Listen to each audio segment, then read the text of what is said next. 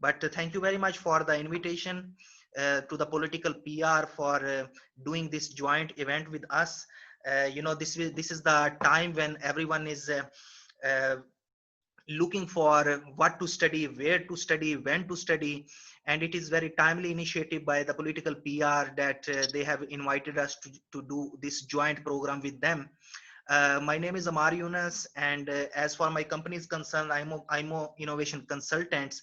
This is a boutique digital transformation consulting.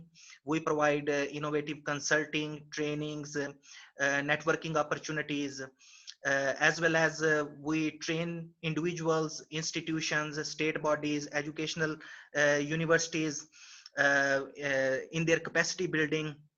We have mainly four areas of action. The first one is IMO Innovation Legal Consulting, which is a law firm.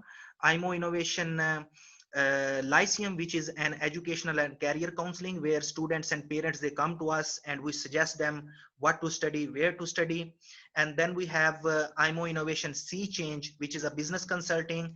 And the fourth one is IMO Innovation Soft Cottage, which is a software house where we prepare software and digital solutions for the companies. So basically this is our IMO Innovation Consulting. What motivated me to start this, I mean, we had many friends, they have so many skills, they were connected to each other, but we didn't have a platform. So we decided to make a single platform where we could connect all of our friends, so that we can get target audience. uh, so the main purpose of making this company was to connect specialists at one platform. Okay. And since you talk about your education career, can you tell us about the professional education career? Yeah, my education is most of the part of my education I have received from Kyrgyzstan, from your country. I am very proud of it that I studied in Kyrgyzstan.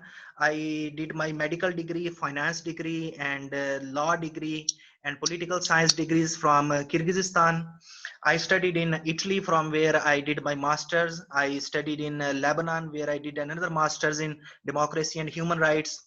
Then I did one master's from China, from Tsinghua University, and now I am in Uzbekistan. Here I was teaching in a university. I was teaching law. Also, I was consulting the Ministry of Justice of Uzbekistan for writing the new civil code. So both of my these assignments have been finished. Airports are closed, and now I am waiting when the airports will open and I will able to leave. So by profession, I am a lawyer and academician. Mm-hmm. And you have rich education professional background. Can you please can you tell us how the COVID will impact our education system? How the COVID will impact on our education system? I think COVID is already impacting on our education system.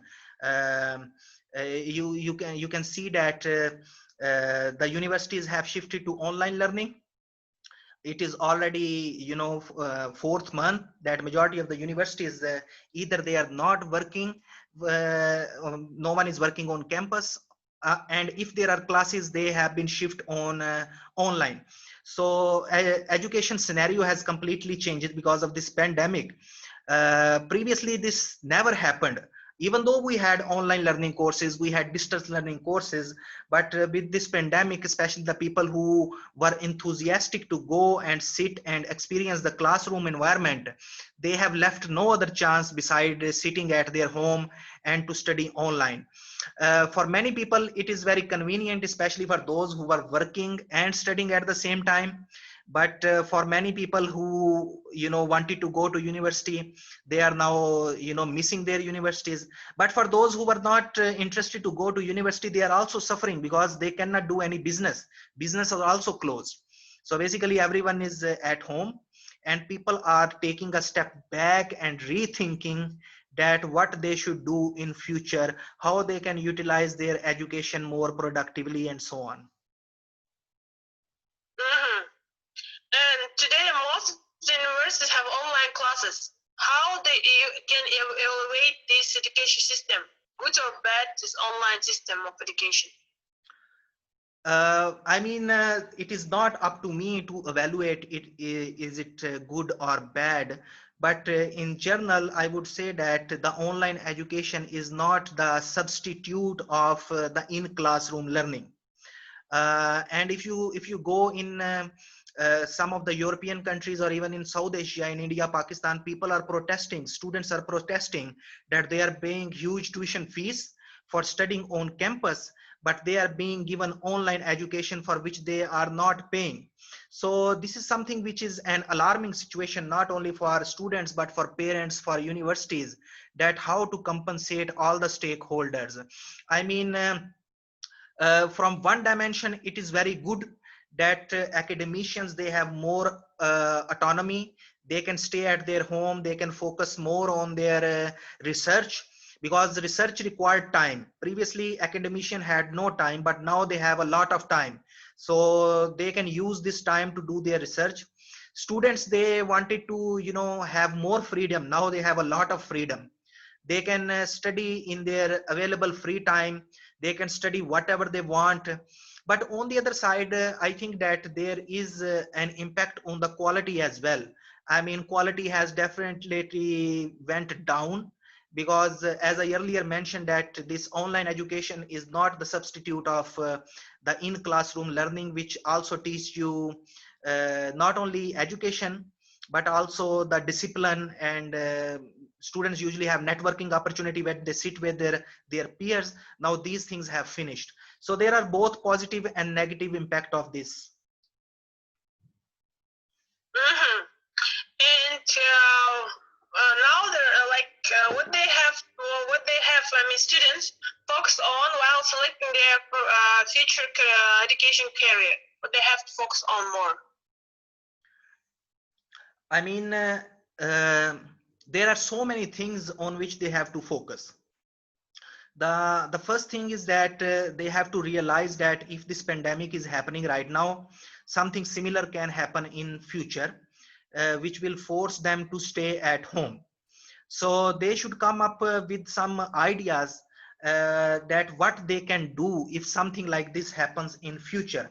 I mean, if they have to sit at home, or if everything closed means their mobility decreases, what they should do from their home, that they could make some money, or they can survive in this world.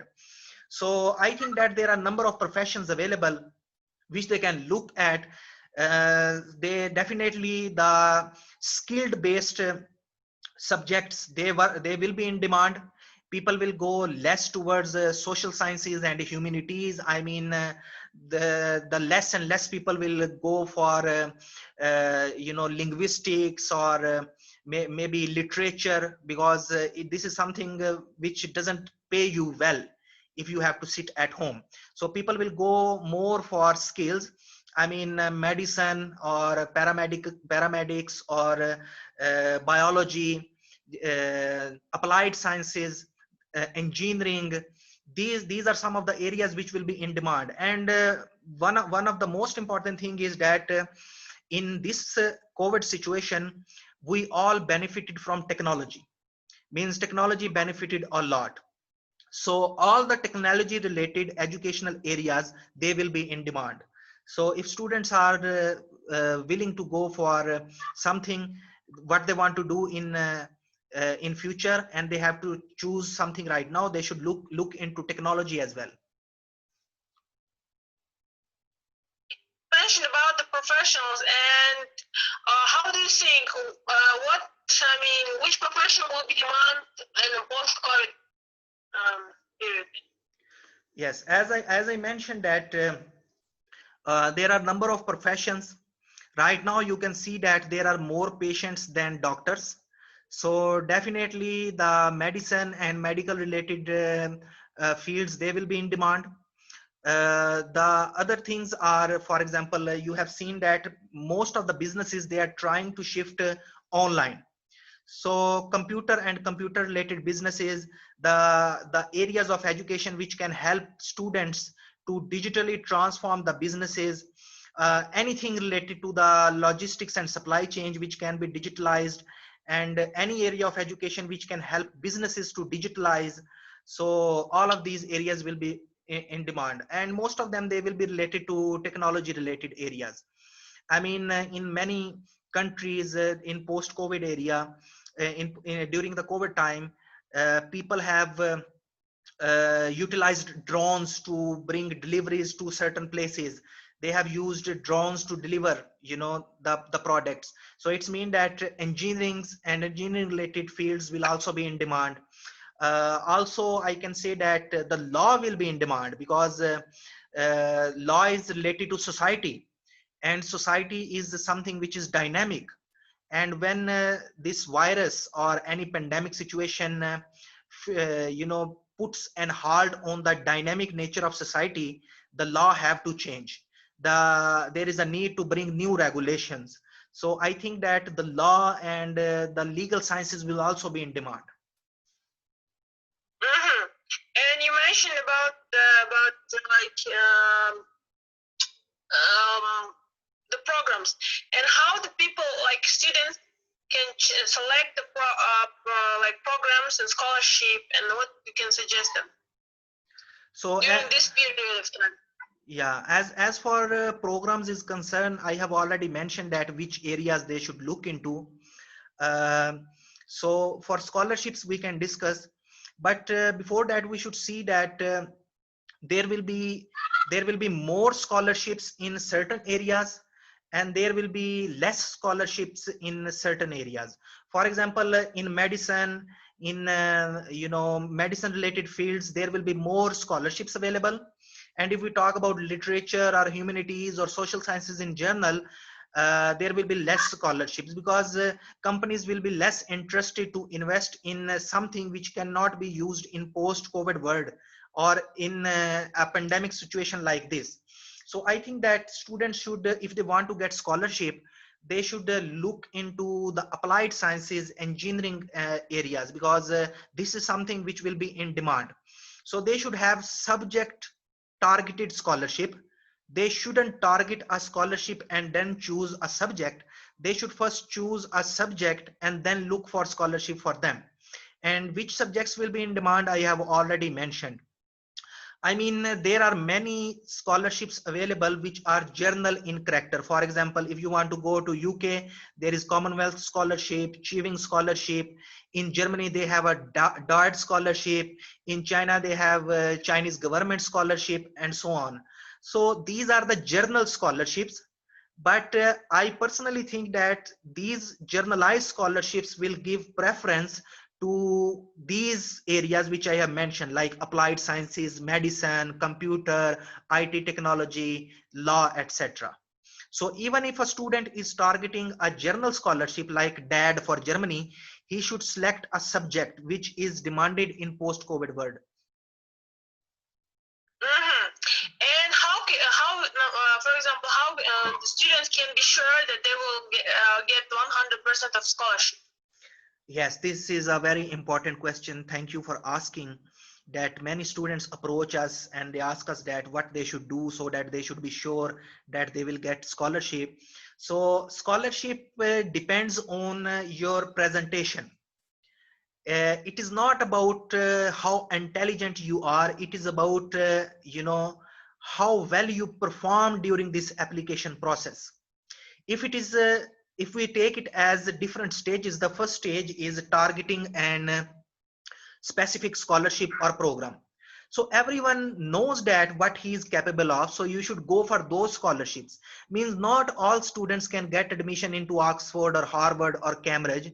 So if they are not ready, they shouldn't apply, or they shouldn't waste their time in applying these universities, because they know that they will not be able to get into this. So first of all, you should have something in your mind about your caliber, that what is your caliber, what you can do, and then target those scholarships. Now when you start the application process, it is all about your presentation. I mean, there are a number of things: your CV, your cover letter, your recommendation letters, your English proficiency exams. So you should start preparing right now, because this is the right time. You have enough time. You will not get so much free time in future.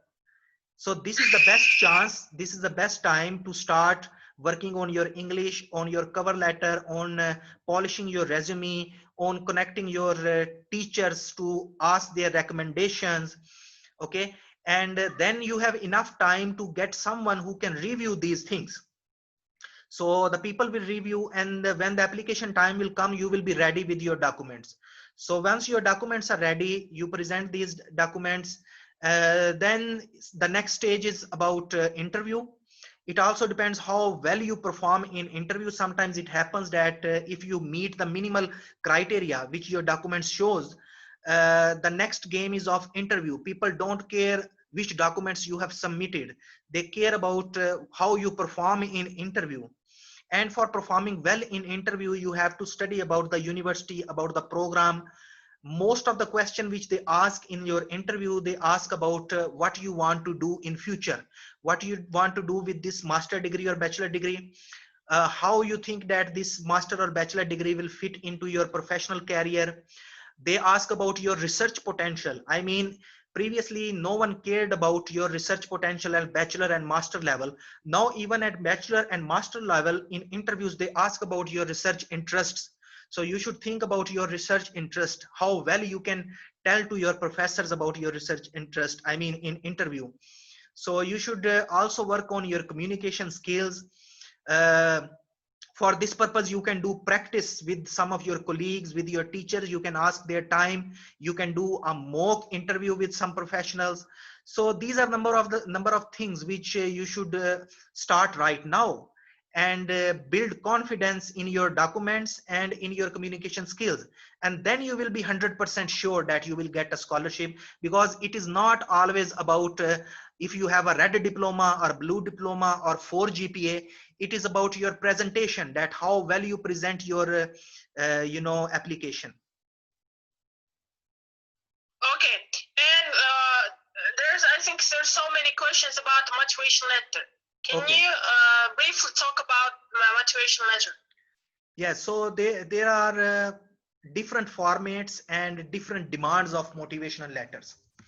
People usually don't care that, Like in general. yes, in general, what I have seen while studying different motivational letters, the people do a mistake. They mention that they have done this, they have done this, they have done this. Okay, you have done this, that is very good. But what people are interested in that you have done this, but how these things has helped you to be what you are right now. Means how these things you can use in future, how these things what you have done in your past can help you to in your educational career. So if you are mentioning about your previous achievement, you should link them to your future goals. For example, you can say that I participated in a debate competition. So you have written that I have participated in a debate competition. Now you should connect it with your future, that the experience which I learned with this debate competition will help me in my studies, because I am going to be a lawyer and lawyers needs debates. So in your motivation letter, don't just emphasize what you have done in your past, emphasize on the skills which you have learned from these co-curricular activities, and how these skills are going to benefit in your future education. This is the most important thing to write in your motivation letter. What you write in motivation letter: I studied there, I worked there, I did internship, I participated in debate, I did model UN, I did youth parliament. Okay, you did this, it is very good. But how this has helped you as an individual, and how this is going to help you in future, this is something which is motivation. This is something which you should mention. But can you say about the language? What about the language will be required in post-COVID period? Yes, this is also a very interesting question. The first thing is that now is the time that you have enough time to learn a new foreign language. If you haven't done this before, do it right now, because now you can do this. And in post-COVID world, there will be a need of different languages, because the trade of services have already started. People who had perfect logistic and supply chain, now they cannot operate because the things have stopped. So they are looking for other peoples in other countries who can be the part of their supply chains or logistic chain.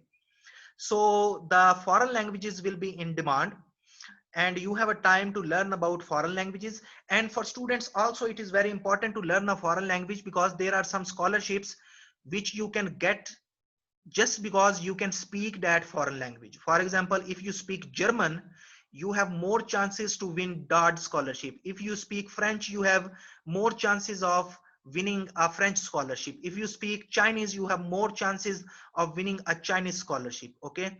So, but if you think that you haven't performed well in your universities, your grades are low, or you didn't participate in co-curricular activities, then you can focus on language.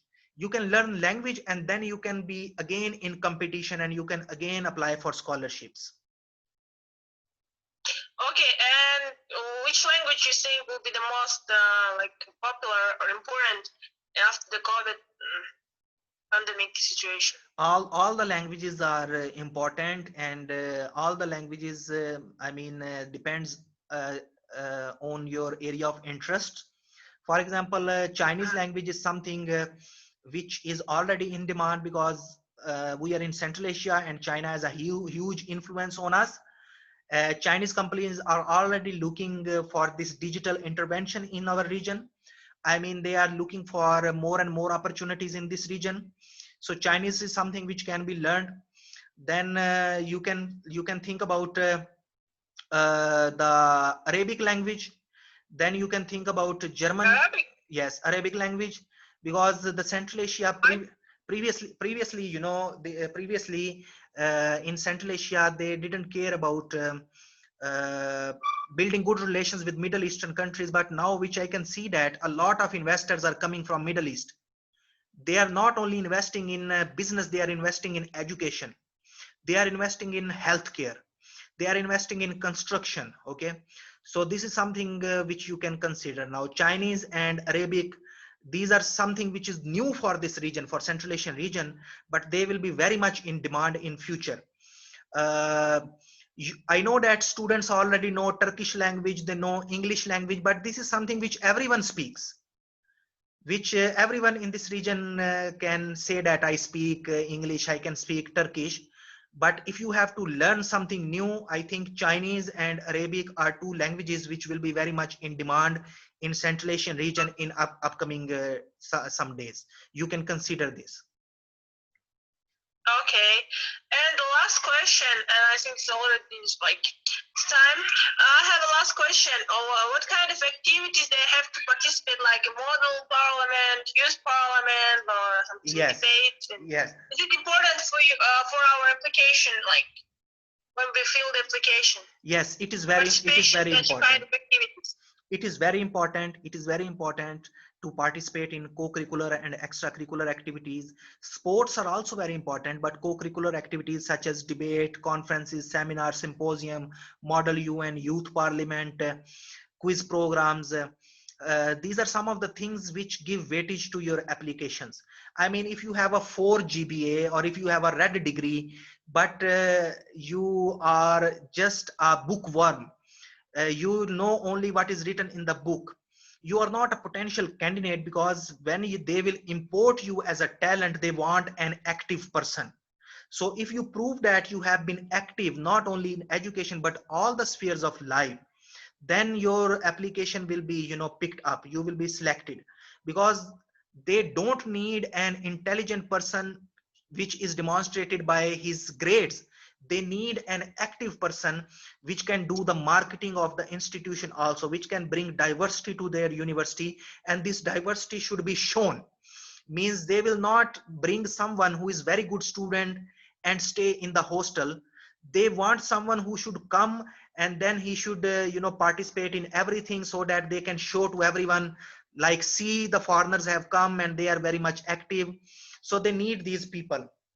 Co-curricular activities not only, you know, help you get scholarship, but they are very good for your personality as well.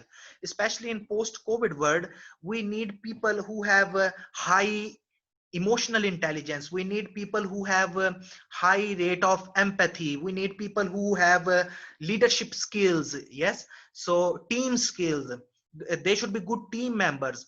So these skills will be developed by these co-curricular activities, which usually not learned by the books. So co-curricular activities are very important.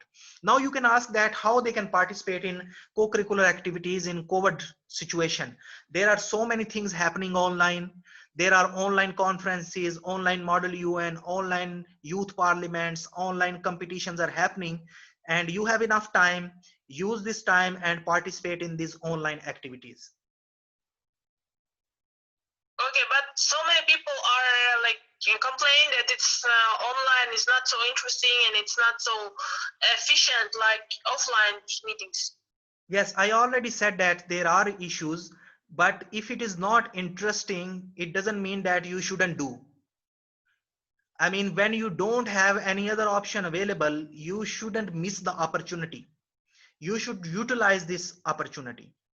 So if you ask me that an online activity is much better than an offline on-campus activity in which you can interact with your peer, I will also be agree that online activities are not that beneficial, but it doesn't mean that we should miss them. We don't have any other chance.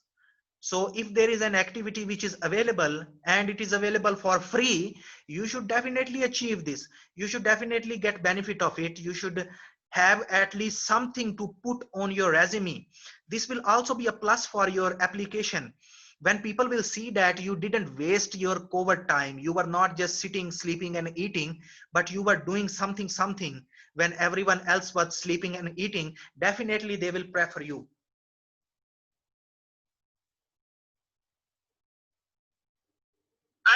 We can hear you.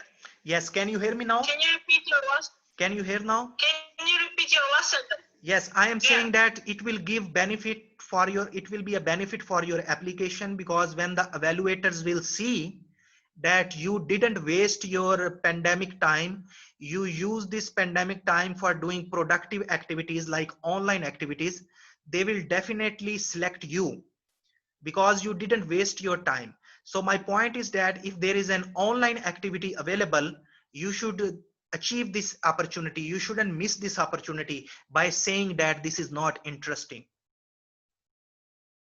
Mm-hmm. People are so hopeless about the future. What do you think? If there will like their students also are so hopeless about the future. What do you think about the programs, scholarship programs will be there in 2021? I mean, it's next year. I mean. Scholarship programs will be there. Universities are recruiting students. Maybe the first semester will be online, but onward they should have an on-campus classes. We should be hopeful that situation will be fine. You should apply. Even the first semester will be online, but still you shouldn't miss the time. You shouldn't miss the opportunity. I can understand that many people want to just leave the country and go outside. They should be patient, and if they think that scholarships will finish, no, scholarship will not finish. Even if the pandemic will not finish, scholarships will be there. Scholarships will never. Why? Yes, because this is the philosophy behind our academia, that they need diversity, not only in terms of looking at different faces, but diversity in ideas, and ideas usually come from cross borders. So in any case, people will be interested in importing the talent. So they shouldn't worried about the scholarships. Scholarships will be there. What they can do right now, you know, this is a period which can be used as their incubation period. You know, there is one thing which is called as hibernation. You just close your eyes and sleep. You just hibernate. Like this you will waste your time. But if you use this free time as an incubation time, you can perform very well. I mean, you have a lot of free time. I am sure that many people, they wanted to do so many things and they didn't have enough time. Now they have time. Many people, they wanted to write papers. Now they have time. Many people, they wanted to write books. Now they have time. Many people, they wanted to learn foreign language. Now they have time. So they should use this time. even if they will not get scholarship right now, I am sure if they utilize this time productively, in next semester they will definitely get a scholarship. Thank you. It was really useful. And do you have any like suggestions to students or like our followers or watching now? Yes, People are first of all, thank you very much. It is always, I mean, a pleasure to share my thoughts and experience with youngsters. Thank you very much for a political PR that they are contributing a lot in the development of youth activism. They are providing platform for our youngsters where they can come and talk and discuss and share their ideas, get feedback. I am available anytime. Our company, IMO Innovation Consultant, is available. If students are willing to, consult with us, with me, I am always approachable. They can send me an email. They can talk to you. We can organize individualized session. We can not only talk with individual students, we can talk with their parents, their families. Yes, we can provide career counseling, educational counseling, and we are always approachable. So if anyone has any question, they can just PM us and we will be there to help them. Once again, thank you very much, Nazgul, for organizing, and thank you very much for political PR for collaborating with us. Thank you very much for your time. And it was really valuable information for us, for me also. And I will post this video, and I will write your contact. Maybe someone will contact with you in the future. Okay, my pleasure. IMO. My pleasure. Thank you very Yeah, much. and they can. Thank you very much. Okay, bye. So bye bye. Bye.